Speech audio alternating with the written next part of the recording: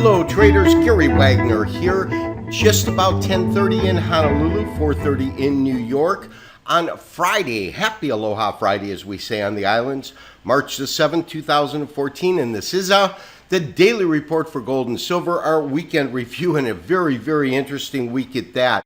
Current print on the screen, 1338.90, 1338.62. That is COMEX against spot market. The low today, according to Kitco, is 1325.90, the high 1354.20, and we are showing the same low, 1326.60, on our continuous contract of COMEX gold. Silver, absolutely getting slammed in the market today, actually down about 2.5%, 2086, low 2061, high 2167.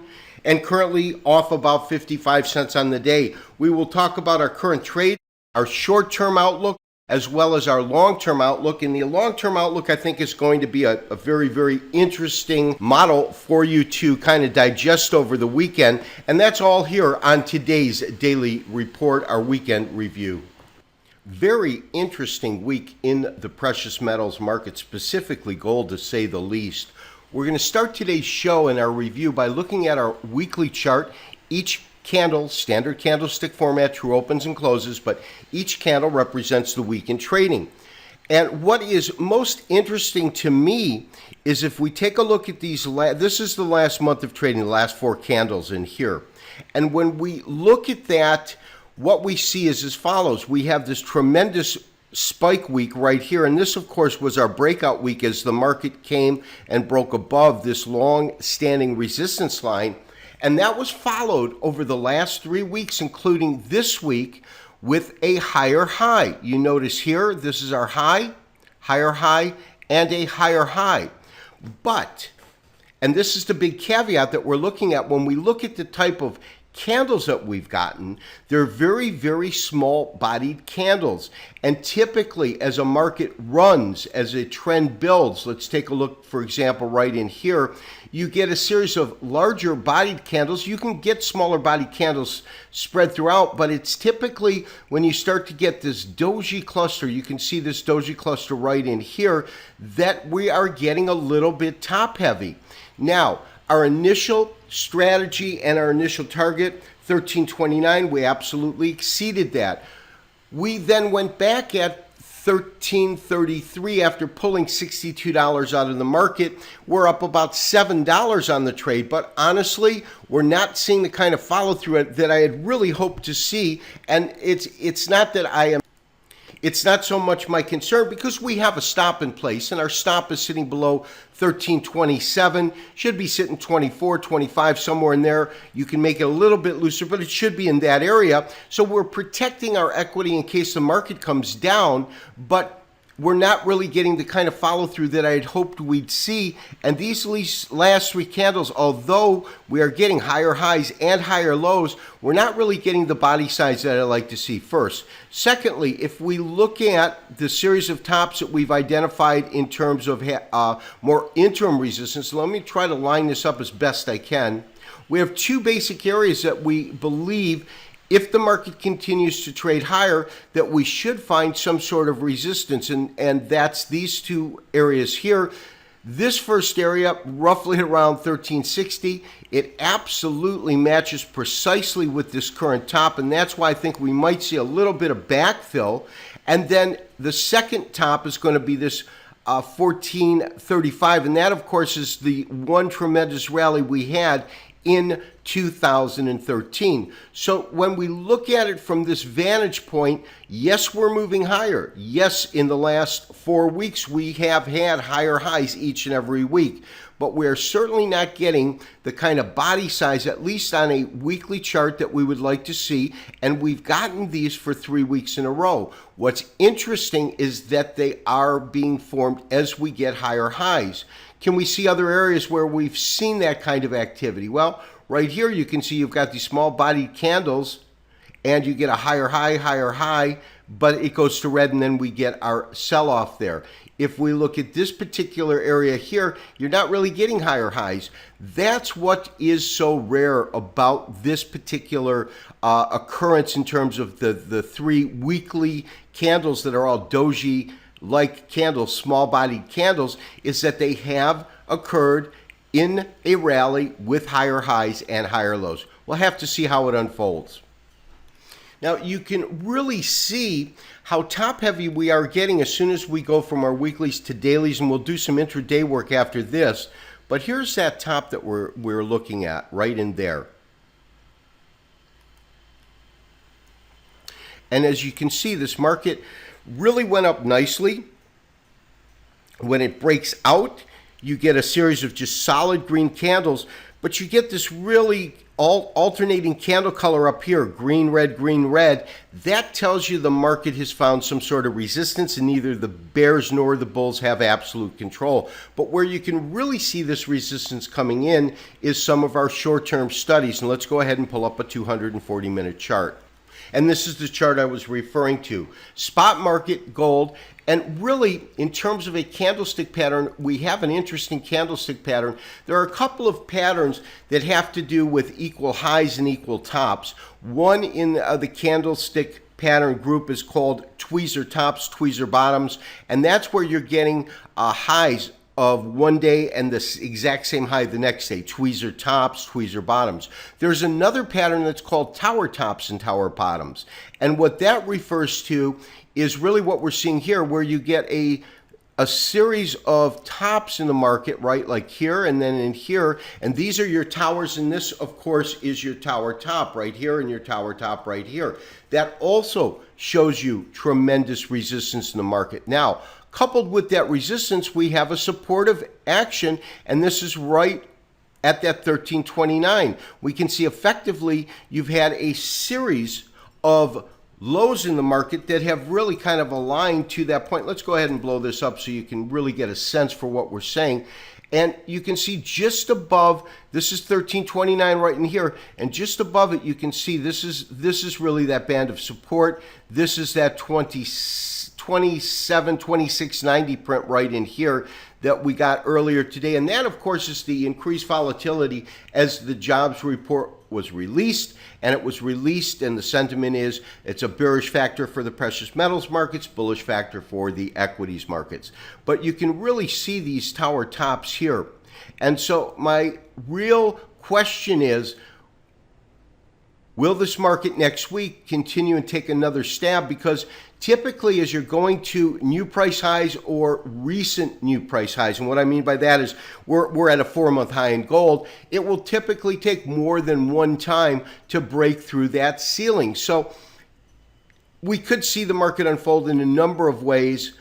Long term, I'm still really, really bullish. We'll talk about that in a second and kind of discuss this model that I'm looking at. But short term, there's a distinct possibility that we'll see some weakness in the market next week.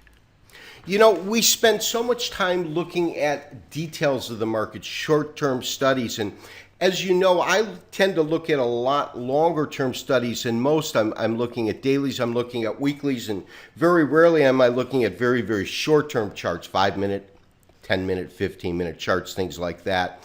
We have been focusing on, in terms of our Elliott wave count, really on an intermediate count. There's the major count above that, and that's the super cycle, and that's kind of what I want to talk to you about today. Because what is very interesting is once we broke above that long-standing resistance line, we had an alternative model that could be unfolding. And here's what I mean. Whether or not we are currently in a counter wave, meaning we went absolutely into the bear count, completed the 5th wave, and then, as I said, we should get some sort of an A, a B, and a C. So whether that is the correct model or what we did when we look at the big picture, and I'll show you that in a second, is had a large ABC down here. We concluded that and we went back into an impulse phase. The difference between a counter trend and an impulse phase is very, very apparent, but not at the beginning, because on an impulse phase, you're going to get a wave 1, a wave 2, a wave 3, a wave 4, and then a wave 5.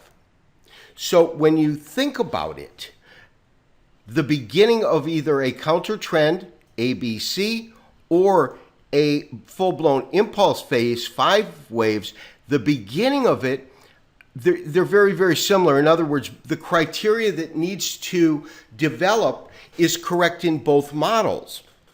And so we really won't have absolute confirmation if and when or until this market begins to trade at 1435, and then we can ascertain whether or not we're in a counter trend or a full impulse cycle. But my sense is that we are definitely in a different type of market, and there is a real possibility that after breaking through this particular long-standing resistance line, we could have entered into a bullish impulse phase as opposed to a counter trend.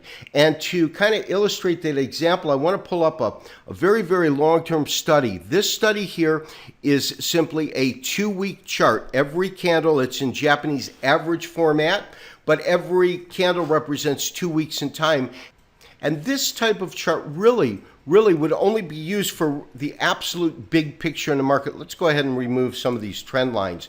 And what I mean to say is this: when we look at any cycle in Elliott wave, we have 1, 2, 3, 4, 5. That's our impulse, then an A, a B, and a C.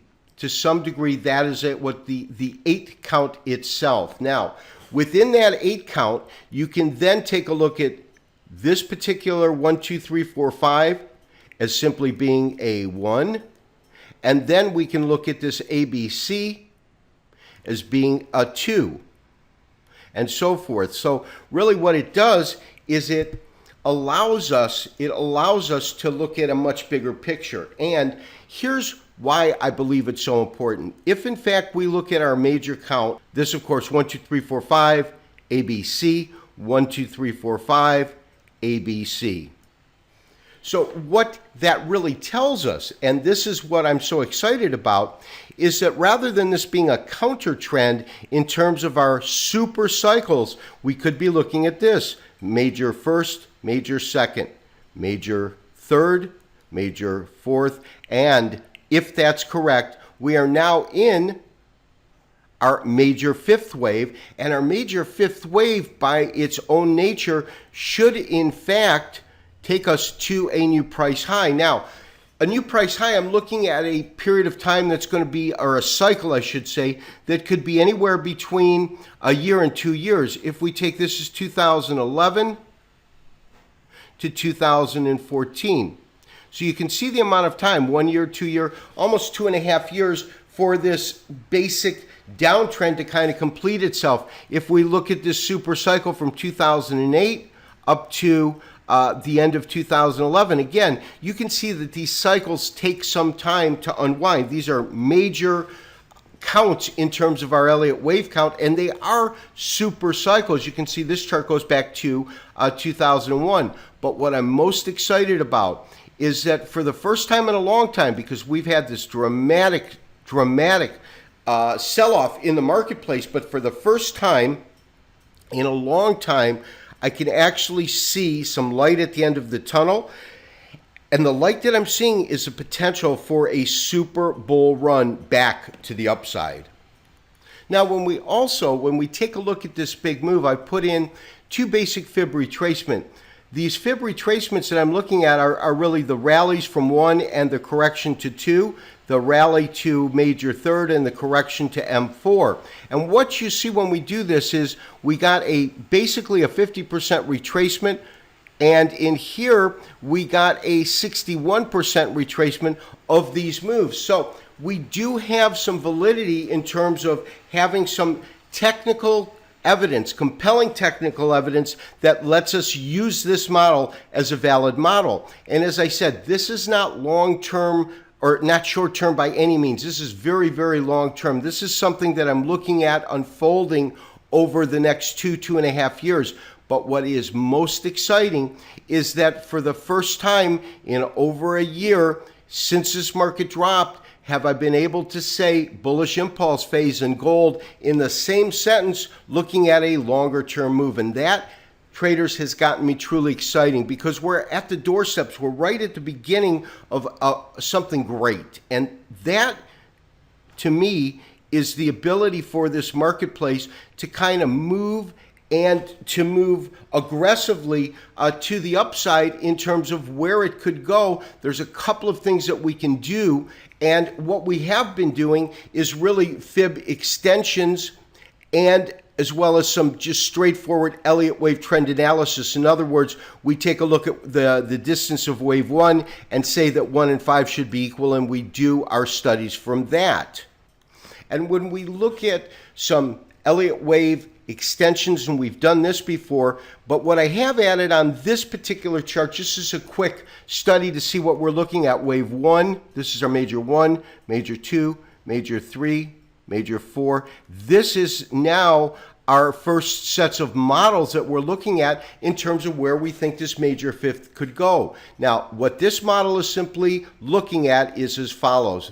It's saying that if wave 1 and wave 5 are equal, then what we should do is make a play to go back to this $1,900 area. We might see a double top, but we're actually going to see a marketplace that should move higher.